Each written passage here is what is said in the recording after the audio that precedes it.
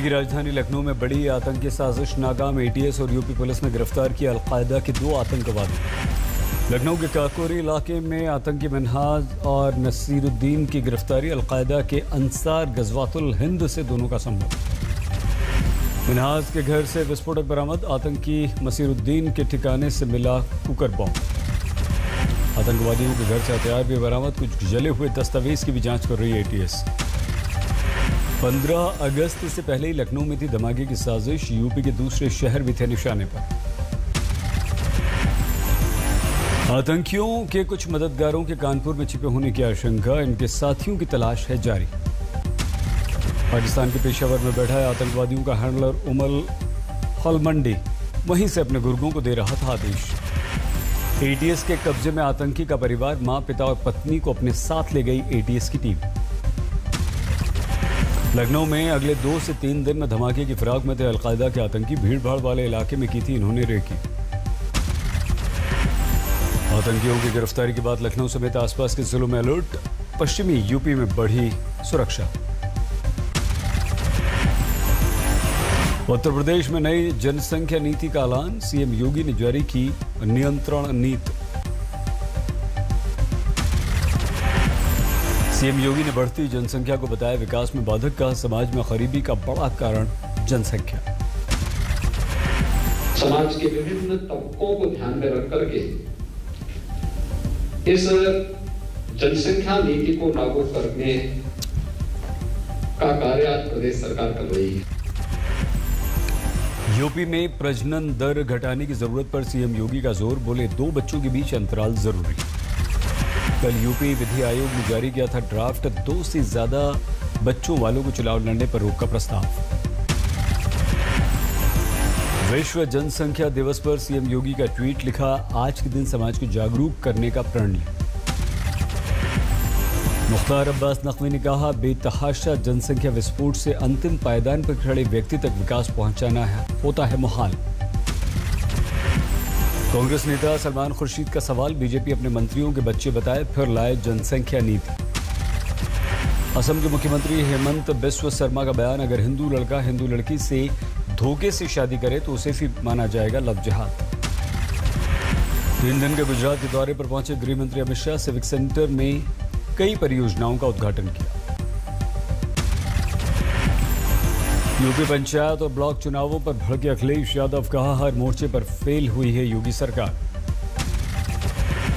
अखिलेश ने योगी सरकार पर कोरोना में लोगों को उनके हाल पर छोड़ देने का लगाया गंभीर आरोप। बोले चुनाव में धांधली कर जीत गई है बीजेपी।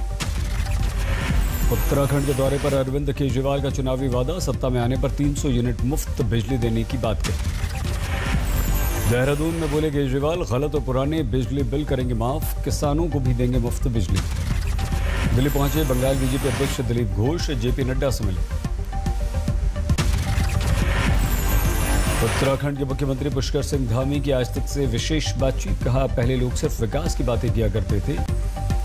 पीएम ने लोकार्पण कर इसे पूरा किया। उत्तराखंड के लोग अच्छी तरह से जानते हैं कि 2014 से जब से मोदी जी की सरकार देश के अंदर बनी है, इतना अभूतपूर्व काम हुआ है कि भारत के इतिहास में कभी ऐसा काम नहीं हुआ। कोई सोच भी नहीं सकता था जो काम हुए हैं। पुष्कर सिंह धामी ने कांवड़ यात्रा पर कहा कोरोना से किसी को जानमाल का खतरा न हो, यह हमारी प्राथमिकता। उत्तराखंड में पर्यटकों की बढ़ती भीड़ को लेकर बोले मुख्यमंत्री धामी। होटल में 50% क्षमता और मास्क की गाइडलाइंस का सख्ती से पालन करना आवश्यक। केजरीवाल को पुष्कर सिंह धामी ने नहीं बताया कोई चुनौती। कहा जनता केवल काम पर देती है, हमें वोट। लखनऊ में मुख्यमंत्री योगी 12 जुलाई से रोजाना शुरू करेंगे जनता दर्शन। अपने सरकारी घर पर लोगों से मिलेंगे। उत्तर प्रदेश में कोरोना के मामलों में कमी के बाद योगी सरकार का फैसला। जनता कार्यक्रम सुबह 9 बजे शुरू हो जाएगा। ट्विटर इंडिया ने रेसिडेंट ग्रीवेंस ऑफिसर किया नियुक्त। विनय प्रकाश को बनाया अपना नया अधिकारी। जम्मू कश्मीर में 10 जगहों पर एनआईए के छापे। आतंकी पत्रिका के प्रकाशन मामले में छापा। जम्मू कश्मीर पुलिस के साथ सीआरपीएफ, एनआईए, आईबीए, रॉ छापे में शामिल। आईएसआईएस से लिंक के आरोप में 5 गिरफ्तार। कोलकाता में बांग्लादेश के जमात मुजाहिदीन संगठन के 3 आतंकी गिरफ्तार। कोलकाता पुलिस की एसटीएफ ने किया तीनों को गिरफ्तार। जांच एजेंसियां इनसे कर रही हैं पूछताछ। हरियाणा के फतेहाबाद पहुंचे सहकारिता मंत्री बनवारी लाल को आंदोलनकारी किसानों ने दिखाए काले झंडे। पंजाब में पटियाला में भी बीजेपी नेताओं के खिलाफ भड़का किसानों का गुस्सा, पुलिस के सामने किया प्रदर्शन। श्रीनगर के हजरत बल कब्रगाह में अपनी मां को जन्म जयंती पर फारूक अब्दुल्ला ने दी श्रद्धांजलि। देश में 24 घंटे में कोरोना के 41,506 मामले, 895 की मौत। हमारे देश में एक्टिव कोरोना केस घटकर 4,54,000 पे पहुंचे। पिछले 24 घंटे में 37 लाख से ज्यादा लोगों को वैक्सीन लगी। दिल्ली में कल से अनलॉक 7 भी लागू। 50% क्षमता के साथ खुल जाएंगे शिक्षण संस्थान के असेंबली हॉल्स। दिल्ली में किसी भी ट्रेनिंग की पूरी छूट, डीडीएमए से मंजूरी जरूरी। उत्तर प्रदेश में रात का कर्फ्यू जारी रहेगा, लेकिन समय में बदलाव। अब रात 10 बजे से सुबह 6 बजे तक नियम। और राजस्थान में शर्तों के साथ खुल गए हैं सिनेमा हॉल और मॉल। शादी समारोह में 25 लोगों को इजाजत। जम्मू कश्मीर के पटनी टॉप में पहुंची पर्यटकों की भारी भीड़, कोरोना की उड़ी धज्जियां। शिमला में लोगों का जमावड़ा, लॉकडाउन में छूट के बाद पर्यटकों की भीड़ उमड़ी। अरुणाचल प्रदेश में लगातार बढ़ रहा है कोरोना। ईटानगर में कोविड नियमों का पालन का मुआयना पुलिस अफसर ने किया। जम्मू श्रीनगर हाईवे के मकेरकोट में भूस्खलन, कैमरे में कैद हुआ कुदरत का हादसा। उत्तराखंड के टनकपुर में भारी बारिश से जनजीवन अस्त व्यस्त, कई घरों में पानी ही पानी। हैदराबाद में तेज बारिश से ट्रैफिक पर असर, जगह जगह फंस गए लोग।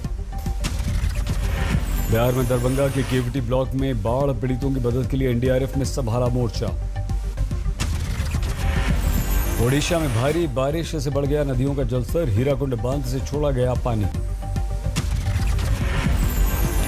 शिमला में काले बादलों का डेरा, हिल स्टेशन पर जमकर हुई बारिश। कानपुर में 6 डकैतों को पुलिस ने किया गिरफ्तार, सुपारी लेकर हत्या किया करता था यह गैंग। राजस्थान के भीलवाड़ा में बकरी चोरी के आरोप में भीड़ ने युवक को पेड़ से बांधकर बुरी तरह से पीटा, पुलिस ने 15 को गिरफ्तार किया। दिल्ली में बदमाशों की फायरिंग में 2 की मौत, पुलिस ने 3 को गिरफ्तार किया। हावड़ा में पकड़ा गया जालसाज, लोगों को सरकारी नौकरी के नाम पर पैसे लेकर चूना लगा रहा था। नोएडा में गैंगस्टर की संपत्ति कुर्क, अरबों की ठगी का मामला। रायसेन में पुलिस ने ट्रेन से पकड़ी 80 लीटर देसी शराब, 3 गिरफ्तार। दिल्ली में एटीएम क्लोन बनाकर लाखों उड़ाने वाला शातिर चोर गिरफ्तार।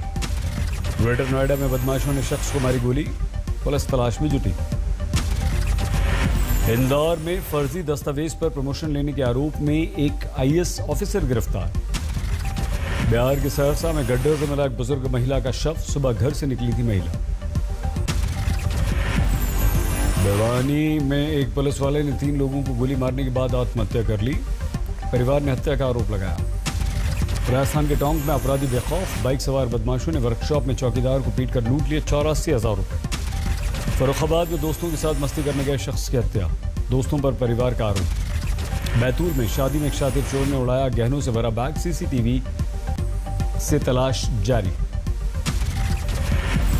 नोएडा में गर्लफ्रेंड से झगड़े के बाद बहु मंजिला इमारत की छत पर चढ़ गया शख्स, वीडियो वायरल।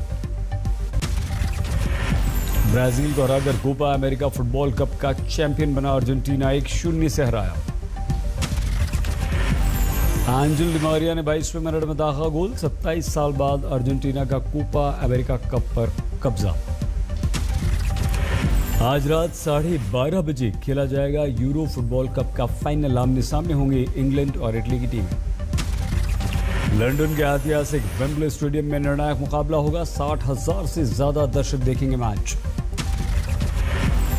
विंबलडन में खेला जा रहा है मेंस फाइनल, जोकोविच और इटली के बेरेतिनी ने 1-1 सेट जीत लिया है। दुनिया के अरबपति कारोबारी रिचर्ड ब्रेंसन ने अंतरिक्ष के लिए भरी उड़ान।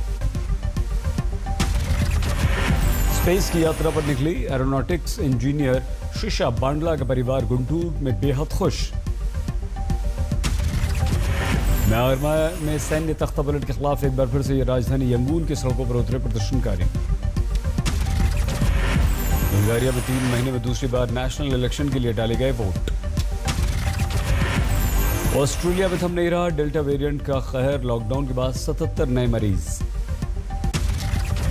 ब्रिटेन के वैक्सीन मंत्री ने 19 जुलाई से प्रतिबंधों में बड़ी छूट का विश्वास दिलाया। दुनिया में 40,45,000 से ज्यादा लोगों की अभी तक कोरोना से मौत।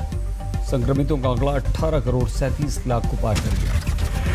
तुर्की के बाद में प्रवासियों को ले जा रही मिनी बस दुर्घटनाग्रस्त, 12 की मौत, 26 घायल। लास वेगस में बॉक्सिंग मैच का लुत्फ उठाने पहुंचे अमेरिकी राष्ट्रपति ट्रंप। बारिश ने खोली टोक्यो ओलंपिक्स की पोल।